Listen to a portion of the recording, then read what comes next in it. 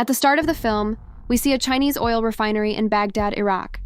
A group of mercenaries keeps attacking the workers. They want to shut down the refinery. The workers are scared and in danger. Frank and his team go to the refinery to rescue the workers and their families. Their mission is to take them safely to the green zone. Frank was once a special soldier in the army, but now he works for a private security company. When he arrives, he meets Professor Chang, the director of the refinery. Professor Chang tells Frank that more than 500 people, including workers and their families, are trapped there. They need to reach a safe place quickly. Frank reassures them, saying, "Don't worry, we will take all of you to safety." He explains that helicopters are waiting in the green zone to help them escape. After that, Frank starts making a plan with his team. They must act fast to protect everyone. He carefully studies the situation, looking for the safest way to get everyone out. The mercenaries are still a big threat, so they must be very careful. Frank and his team search for a safe road to take the employees to safety. However, many roads in the desert are blocked due to constant attacks. After careful planning, they decide to take the most dangerous route, called the Highway of Death. This road is extremely risky because the enemy army keeps it closed during attacks. Many landmines are hidden along the path, making it deadly for anyone who is not careful. Despite the dangers, Frank makes the tough decision to use this road and asks everyone to prepare for the journey. Meanwhile, in a nearby village, Henry arrives to meet his brother Chris. He brings money as payment for some past work. While their meeting seems normal, they do not realize that the dangerous mission Frank is leading will soon change everything for them. As Chris counts the money, Henry tells him there is no need to count it. Chris replies that even though Henry is his brother, he is also a thief, so counting is necessary. Henry then offers Chris a new job that will pay him 5 times more money. He wants to kidnap the son of Unicorp's director, Chank, because Chank supplied weapons to Henry's enemies. Because of this, 5 of Henry's men were killed. Henry wants revenge and plans to act before the refinery workers are rescued. However, Chris refuses to help him and decides to leave. He returns to the village where a man named Avon arrives. Avon has come to fix the village's broken water pump. The people need the pump to work again, as water is very important in the desert. Avon checks the pipeline and discovers that the pump is not broken. Instead, Unicorp has stopped the water supply. He suggests to Chris that they should talk to Unicorp and offer money in exchange for water. However, Chris does not agree with this idea. Still, he asks how much money would be needed. Avon replies that it will cost around 80 lakhs, because in this place, water is more valuable than oil. Chris tells Avon to find a solution quickly and then leaves. That night, he thinks about his brother Henry's words and the job he refused. Meanwhile, the next morning, Professor Chung and his son store all the refinery's important information and security codes in a pen drive. They know this information is crucial and must be protected before the evacuation begins. Professor Cheng gives the pen drive and a bag to Nancy for safekeeping. Before the buses leave, a mysterious man quietly walks over and marks one of the buses with a cross before disappearing. Soon after, Nancy is forced to sit on the bus with Frank, even though she does not want to. Nancy is actually Frank's daughter, but she is very angry with him. When she was young, her mother died in the hospital during treatment. At that time, Frank was away on a mission and could not be with his family. This created a deep distance between them. As the group of buses reaches the Highway of Death, they witness a terrifying sight. Many vehicles have been destroyed while trying to cross the road. The scene is horrifying, with wreckage and destruction spread far and wide. Frank was driving bus number 1 when he noticed that 2 cars were blocking the road ahead. He quickly alerted his team. Suddenly, the mines on the road exploded, causing panic among the passengers. However, Frank remained calm and reassured everyone not to be afraid, explaining that it was just a trap. He kept moving forward without stopping. After traveling a little further, despite the clear weather, a massive sandstorm appeared in front of them. Frank instructed his team to keep going and cross the storm without stopping. As Frank drives through the storm, he notices that their communication system has stopped working. This makes him suspicious, and he realizes that something is not right. Taking advantage of the chaos, Henry and Chris hijack 2 buses with the help of their hired men. Chris had agreed to help Henry because he desperately needed money to bring water to his village. Once they exit the storm, Frank discovers that 2 of their buses have been hijacked. Worse, Professor Chung and his son were on one of them. A team member tells Frank that he saw a bus heading in another direction. Frank quickly checks the communication system and calls for 2 helicopters, one for himself and another for his team, to search for the missing buses. He also brings his daughter Nancy with him, as he knows this area well. As they search, they spot a truck behind a hill with an engine installed on it. Frank realizes that this engine was used to create the artificial sandstorm. Without wasting time, he informs his team about this shocking discovery. Now, they must act fast to rescue the kidnapped passengers before it's too late. Frank moves ahead to search for the missing bus. Soon he finds one and speaks to a companion on board. The companion tells him that the attack was well planned by the Americans. Hearing this, Frank quickly continues his search for the other bus. He also orders his commander, Lee, to scan a 10-kilometer radius and report any fast-moving vehicles. Meanwhile, Henry forces all the hostages out of the bus and makes them sit in his car. He then starts driving away with Chris. However, Chris is uncomfortable with Henry's actions. He realizes that the people Henry captured do not seem to be the ones responsible for killing his men. At that moment, Lee spots Henry and Chris's car and immediately informs Frank. Frank then orders his team to escort all the other buses safely to the green zone. He quickly turns his helicopter toward Lee's location to stop Henry. Lee attacks Henry and Chris, but they quickly fire back at his helicopter. The heavy gunfire causes the helicopter to crash on the other side of a hill. Meanwhile, Henry and Chris arrive at their hideout with the hostages. As soon as they step out of the car, Chris becomes furious with Henry. He demands to know who gave him such a dangerous job.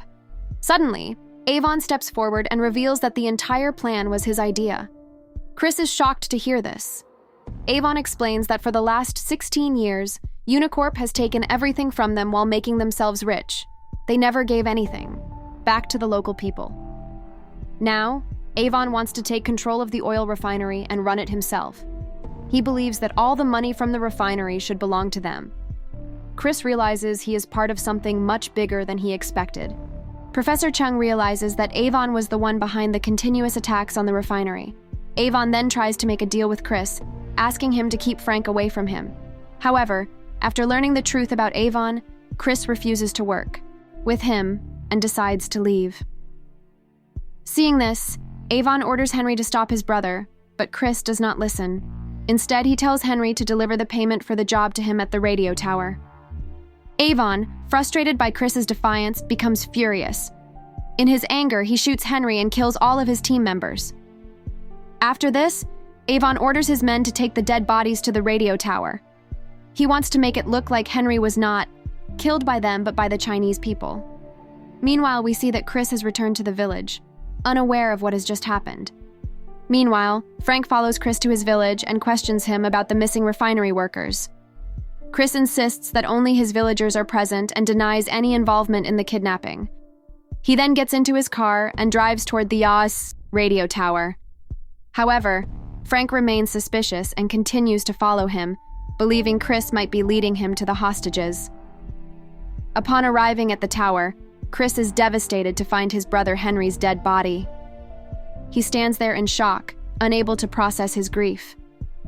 Meanwhile, Frank, who has been tracking him, quietly enters the tower. As he looks around, he spots the lifeless body of a refinery employee. Realizing this, Frank assumes that Chris was behind everything. Frank begins searching for Chris, but suddenly, Chris attacks him from behind with a box, and a fierce fight breaks out between them. They exchange heavy blows, neither willing to back down. The fight continues for a long time, both struggling intensely. However, at one point, Henry's body nearly falls, but Frank quickly catches it. Still fighting, he looks at Chris and says, "The one who killed your men also killed my brother." Chris hesitates for a moment, realizing there might be a larger truth behind everything. Then, Frank calms down after hearing about the death of Chris's brother. But at the same time, some Frenchmen, who used to supply weapons to Henry, arrive to demand their money. A scuffle breaks out between them, and during the fight, they accidentally drop a grenade, losing its pin. Realizing the danger, the Frenchmen quietly leave the place in fear. As soon as they leave, Chris quickly puts the pin back into the grenade, preventing an explosion. However, just as they step outside, the Frenchmen suddenly start firing at them non-stop. Frank and Chris take cover, trying to protect themselves. After some time, the Frenchmen leave. As soon as the shooting stops, Frank points a gun at Chris and demands to know who killed his men. But Chris refuses to tell him anything and walks away. When they step outside, they see that Chris's car has been completely destroyed in the gunfire. With no other choice, they dispose of the weapons and dead bodies and plant a bomb inside the radio tower before blowing it up. Meanwhile, Avon arrives at the refinery's control room with his men, bringing the hostages along. However, the refinery system does not start without the required codes. To activate it, they need the same pen drive that holds all the codes.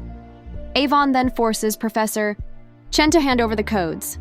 He asks for the pen drive, but Professor Chen refuses to tell him anything. This makes Avon angry and he shoots one of Chen's employees. Then he points the gun at Chen's son, threatening to kill him. Out of fear, the professor finally gives in and tells him that the pen drive with the codes was in his bag, but he does not know where it is now. Hearing this, Chen's son comes up with an idea and tells Avon to track his mother's phone, which was in the bag. Avon quickly dials the number, and Nancy picks up the call.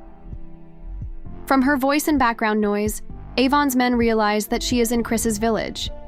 At that moment, Chris and Frank were having fun with the village children, playing with them, and reciting poems. Suddenly, Frank receives a call from his team, informing him that all the buses have reached the safe zone safely. Meanwhile, Chris gets suspicious and secretly picks up Frank's diary, thinking Frank might be having an affair with Nancy. Frank immediately snatches it back and tells Chris that Nancy is his daughter. He then starts sharing his story with him. Suddenly, they hear strange noises outside. It turns out that Avon's men have arrived. Chris and Frank fight them bravely, but when the villagers gather, one of Avon's men says they only came for the bag. Without wasting time, Chris brings the bag and throws it to them. Avon's men take it and leave, but Nancy gets angry at Chris for giving it away. Chris tells her that his only concern was to keep the villagers safe. The next morning, Chris asks Nancy what was in the bag.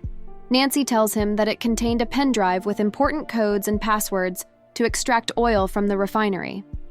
She explains that Avon's men plan to steal millions of gallons of oil, using the underground water pipeline and transport it to the port. At the same time, the captain of a German ship contacts Avon, informing him that they have reached the designated location. Realizing the urgency, Chris and Frank decide to stop Avon by heading to the refinery. Before leaving, Frank asks his daughter to stay in the village for her safety. Meanwhile, Avon's men arrive at the refinery and hand over the bag to him. Professor Chen is forced to plug in the pen drive, enter the codes, and activate the refinery's system. As a result, the German ship at the port starts receiving oil through the water pipeline. Just then, Chris and Frank successfully infiltrate the refinery. They engage in a fierce fight with Avon's guards, knocking them out one by one as they make their way toward the control room. Seeing Chris and Frank approaching, Avon quickly breaks the pen drive inside the system, making it impossible to stop the oil transfer. He then escapes, leaving some of his men behind to slow them down. Meanwhile, Chris and Frank fight their way into the control room and rescue Professor Chen and his son. Frank, deciding to handle the remaining enemies alone, tells Chris to chase after Avon. Chris follows his orders, but Avon manages to slip away at the last moment. Just then, Chris sees a familiar sight, his beloved car, which he affectionately calls Susie, approaching from the front. His attention is briefly distracted, but when he notices Nancy driving the car, he stays quiet and focuses on the mission. He asks her to follow Avon. Nancy, determined to catch Avon, ignores Chris's warnings and makes a daring move. She jumps Susie off an angled slope, causing the car to crash and flip over. As she climbs out, she looks at the wrecked vehicle and casually says, "Sorry, Susie." Chris, watching his beloved car destroyed, turns red with rage. His anger explodes, and he starts shouting at Nancy.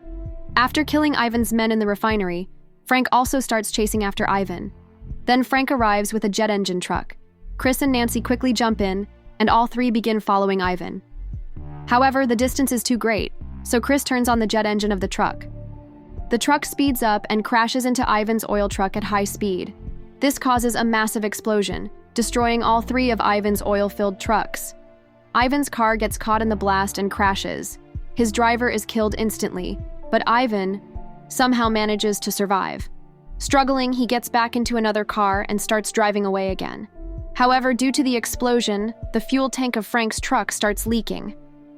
Chris grabs the pipe of the fuel tank and holds it tightly, telling Frank to keep driving. Frank turns the jet engine back on and continues speeding ahead.